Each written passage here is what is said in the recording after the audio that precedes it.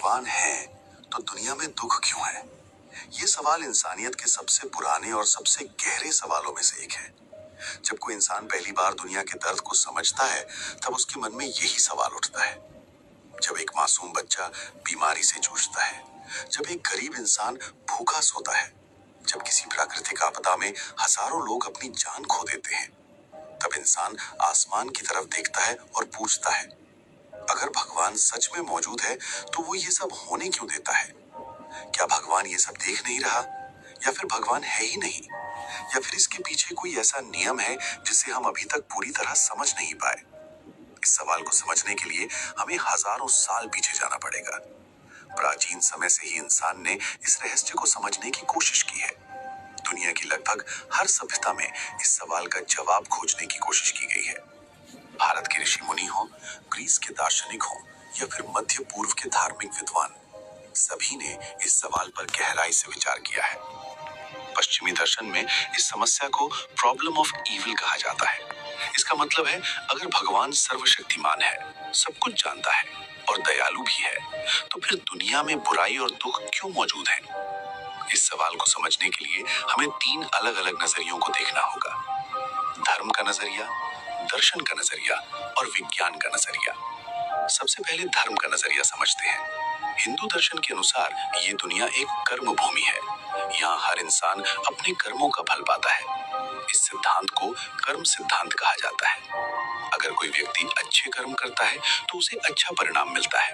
अगर कोई व्यक्ति बुरे कर्म करता है तो उसे बुरा परिणाम मिलता है। लेकिन ये परिणाम हमेशा तुरंत नहीं मिलता। कई बार ये परिणाम समय लेकर आता है। कभी कभी ये परिणाम अगले जन्म में भी मिलता है। यहीं से आता है पुनर्जन्म का सिद्धांत। हिंदू दर्शन के अनुसार आत्मा अमर है। शरीर बदलता है, लेकिन आत्मा अपनी यात्रा जारी रखती है। एक जीवन खत्म होता है, फिर दूसरा जीवन शुरू होता है, और हर जन्म में पिछले जन्मों के कर्मों का असर दिखाई देता है। इसी वजह से कुछ लोग जन्म से ही अमीर होते हैं और कुछ लोग जन्म से ही कठिन परिस्थितियों में पैदा होते हैं। अब इस विचार को थोड़ा गहराई से समझते हैं। मान लो कोई व्यक्ति अपने जीवन में बहुत गलत काम करता है। वो दूसरों को नुकसान पहुंचाता है, लोगों को दुख देता है। अगर उसे तुरंत सजा न मिले तो क्या होगा? दुनिया में अन्याय बढ़ जाएगा। इसलिए कर्म सिद्धांत कहता है कि हर कर्म का हिसाब जरूर होता है, चाहे वो तुरंत दिखे या बहुत समय बाद। अब बौद्ध दर्शन की बात करते हैं। बुद्ध ने जीवन के दुख को बहुत गहराई से समझने की कोशिश की। उन्होंने कहा कि जीवन का पहला सत्य ही दुख है। जन्म दुख है, बुढ़ापा दुख है, बीमारी दुख है और मृत्यु भी दुख है। लेकिन बुद्ध ने सिर्फ दुख की बात नहीं की, उन्होंने ये भी बताया कि दुख का कारण क्या है। उनके अनुसार दुख का सबसे बड़ा कारण है तृष्णा। तृष्णा यानी लगातार कुछ पाने की इच्छा। इंसान हमेशा कुछ ना कुछ चाहता रहता है। अधिक पैसा, अधिक शक्ति, अधिक सुख, और जब उसकी इच्छाएं पूरी नहीं होती तो दुख पैदा होता है। अगर इंसान अपनी इच्छाओं को नियंत्रित करना सीख जाए तो उसका दुख काफी कम हो सकता है। अब इस्लाम और ईसाई धर्म का नजरिया देखते हैं। इन धर्मों में पुनर्जन्म का सिद्धांत नहीं है, लेकिन यहाँ कहा गया है कि ये दुनिया एक परीक्षा है। इंसान को इस दुनिया में इसलिए भेजा गया है ताकि उसकी परीक्षा ली जा सके। किसी को धन दिया जाता है, किसी को गरीबी, किसी को शक्ति दी जाती है, किसी को कमजोरी। इन परिस्थितियों में इंसान कैसा व्यवहार करता है, यही उसकी असली परीक्षा होती है। अगर किसी इंसान के पास शक्ति है और वो उसका सही इस्तेमाल करता है तो वो सफल माना जाता है। अगर किसी इंसान के पास बहुत कठिन परिस्थितियां हैं लेकिन वो धैर्य रखता है तो वो भी सफल माना जाता है। अब दर्शन शास्त्र का नजरिया समझते हैं। कई दार्शनिकों ने कहा है कि भगवान ने इंसान को फ्री विल दी है। फ्री विल यानी अपनी इच्छा से फैसले लेने की आजादी। अगर इंसान के पास ये आजादी ना हो तो वो सिर्फ एक मशीन बन जाएगा। मान लो अगर भगवान हर गलत काम को होने से पहले ही रोक दे तो इंसान कभी गलत काम नहीं करेगा, लेकिन उसी के साथ वो सही काम भी अपनी इच्छा से नहीं कर पाएगा। अगर कोई इंसान किसी की मदद करता है लेकिन वो मजबूरी में करता है तो उस मदद का कोई नैतिक मूल्य नहीं रहेगा। इसलिए कुछ दार्शनिक कहते हैं कि अच्छाई का अस्तित्व तभी संभव है जब बुराई की संभावना भी मौजूद हो। अब विज्ञान का नजरिया समझते हैं। विज्ञान इस सवाल को पूरी तरह अलग तरीके से देखता है। विज्ञान के अनुसार प्रकृति किसी नैतिक नियम से नहीं चलती। प्रकृति सिर्फ प्राकृतिक नियमों से चलती है। भूकंप इसलिए आते हैं क्योंकि पृथ्वी की टेक्टोनिक प्लेट्स लगातार हिलती रहती हैं। तूफान इसलिए आते हैं क्योंकि वायुमंडल में ऊर्जा का संतुलन बदलता रहता है। बीमारियां इसलिए होती हैं क्योंकि वायरस और बैक्टीरिया मौजूद है।